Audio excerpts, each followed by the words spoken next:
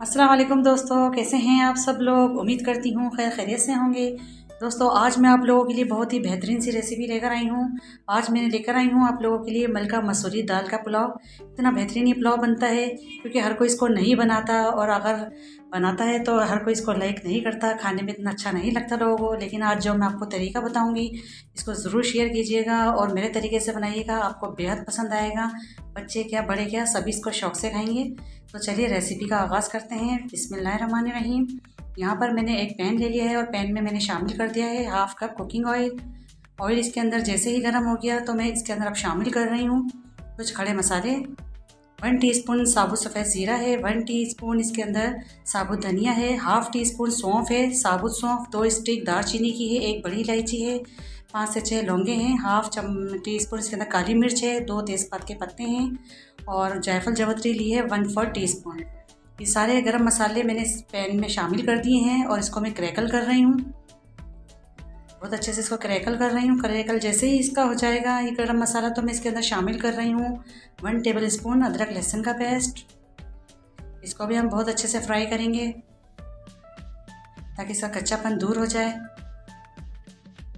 साथ ही मैं अब शामिल कर दूँगी 1 टेबल स्पून नमक। नमक हम आगे और भी देख लेंगे, कम लगेगा तो और शामिल कर देंगे बाद में, वरना मैंने अभी सिर्फ इसके अंदर 1 टेबल स्पून नमक शामिल किया है और इसको मैं बहुत अच्छे से भून रही हूँ। मसाला हमारा बहुत अच्छे से भून गया है तो अब इसके अंदर मैं शामिल कर रही हूँ मलका मसूर की दाल। इसको मैंने बहुत अच्छे से 2-3 पानी से पहले वॉश कर लिया था, फिर अब इसको मैं शामिल कर रही हूँ। और वज़न में मेरे पास आधा पाव है। आधा पाव दाल मैंने इसके अंदर शामिल कर दी है मसूर की। इसको मैं बहुत अच्छे से भून रही हूँ, इसी के अंदर मिक्स कर रही हूँ। तो अब शामिल कर रही हूँ इसके अंदर हरी मिर्चों का पेस्ट 1 टेबल स्पून, वरना तो 4 हरी मिर्च थी मेरे पास, इसका मैंने पेस्ट बना लिया, या आप चॉप भी कर सकते हैं।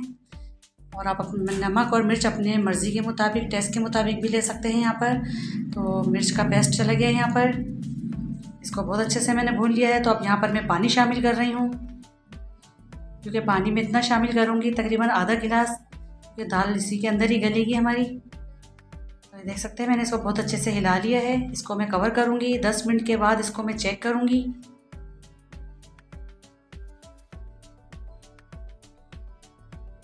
तो ये देख सकते हैं 10 मिनट हो गए हैं। इसको देख लेते हैं, चेक कर लेते हैं कि हमारी दाल गली है या नहीं। बहुत अच्छे से हमारी दाल पक रही है, कुक हो रही है।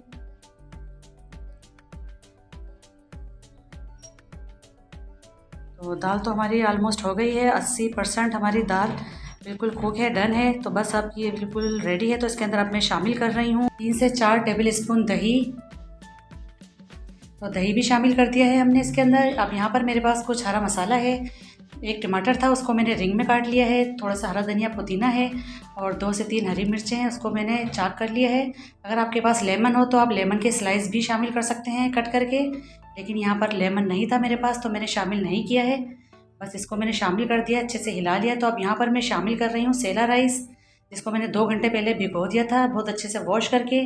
और वज़न में मेरे पास ये 1.5 पाव है दाल का, और इसका अगर हम वज़न करेंगे तो ये आधा किलो का पुलाव बन रहा है आज।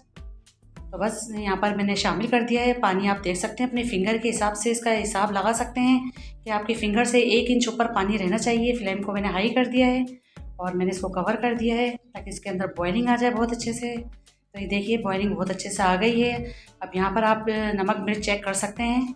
अच्छा आप ये देखिए मैंने टमाटरों को भूना नहीं है बिल्कुल भी, उसको ऐसे ही रहने दिया। ऐसा क्यों है? क्योंकि आज ये पुलाव बन रहा है, बिरयानी हो जाती है अगर मैं इसको मैश कर लेती तो टेस्ट दूसरी तरफ चला जाता। तो इसी वजह से हमें ये मसाले ऐसे ही खड़े रहने देने हैं। इसको मैं एक बार फिर कवर कर रही हूँ। अब इसको मैं चेक कर लेती हूँ, बिल्कुल इसका पानी ड्राई हो चुका है।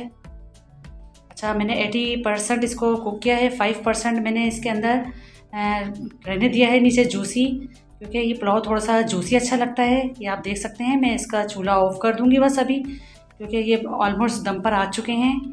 और इसी के ऊपर मैं अब थोड़ा सा शामिल कर देती हूँ फूड कलर, ताकि हमारे पुलाव का जो लुक है वो बहुत अच्छा हो जाए और देखने में खूबसूरत लगे। थोड़ी सी मैं इसके ऊपर प्याज रखूँगी तली हुई, और सिर्फ 2 मिनट का दम इसको मैं और दूँगी। 2 मिनट का दम करने के बाद फिर मैं आपको दिखाती हूँ। तो ये देख सकते हैं माशाल्लाह से बिल्कुल हमारा मसूरी मलका पुलाव बनकर एकदम रेडी है सर्व करने के लिए। इतना मज़ेदार, इतना शानदार बना है। तो मैं इसको आपको दिखा भी देती हूँ। माशाल्लाह से बहुत ही ज़बरदस्त, एक एक दाना इसका चेक करें कितना ज़बरदस्त, इतना खुशबूदार ये बना है। यकीन मानिए आप इसको मेरे तरीके से ज़रूर बनाइएगा। इसको मैं सर्व करके भी आपको दिखा देती हूँ। जो लोग इसको खाना नहीं पसंद करते वो भी खाने पे मजबूर हो जाएंगे। ये इतना मज़ेदार है और बार बार डिमांड करेंगे आपसे इसी पुलाव की कि आप इसको इस तरह बनाएं। और आप दाल भी देख सकते हैं कि मैंने इसके अंदर क्वांटिटी कितनी ली है। आप ज़्यादा दाल डालेंगे तो ये यकीन करें आप, ये काला हो जाएगा, देखने में मज़ा नहीं आएगा। आप दाल की आमेज़िश इसके अंदर कम रखिएगा। आप साथ में देख सकते हैं मैंने इसके लवाजमात भी रख दिए हैं। ज़ीरे का रायता बनाया है मैंने, अचार रखा है इसके साथ और चटनी भी रखी है। अगर आप चाहें तो उसके साथ सैलेड भी बना सकते हैं। बहुत ही यम्मी, बहुत ही मज़ेदार ये बनकर तैयार हुआ है। इसकी पुलाव की ख़ास इंग्रेडिएंट्स जो है वो ये मैं आपको बता देती हूँ कि साबुत धनिया और सौंफ से आया है। ये ज़रूर डाला करें। कोई भी आप वाइट पुलाव बनाते हैं तो ये ज़रूर डाला करें। इन दोनों चीज़ों के बगैर पुलाव नहीं बनता। तो ये थी आज की हमारी रेसिपी। अच्छी लगी तो लाइक करिए, शेयर करिए, दुआओं में याद रखें। अल्लाह।